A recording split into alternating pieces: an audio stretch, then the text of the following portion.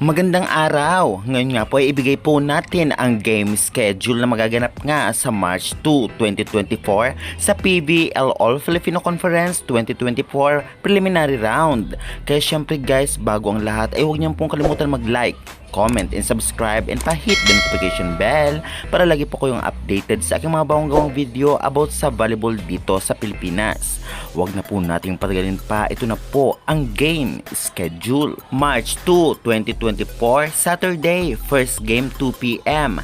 Galleries Tower High Risers versus Signal HD Spikers. At ang second game naman po ay magaganap nga 4 p.m. PLDT High Speed Hitters versus Petrogas Angels. At ang third game naman po magaganap 6 p.m. Ito ay ang Choco Mucho Flying Titans versus Cheritigo Crossovers.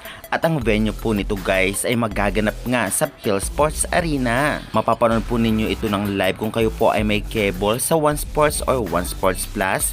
Meron din naman po sa Google, sa internet, search nyo lamang po ay PVL Live PH. Medyo late lamang po ng konti, ngunit napakalinaw at buo talaga yung video. Ayun na guys, naibigay na po natin ang game schedule sa March 2 na talaga naman 3 game ang magaganap.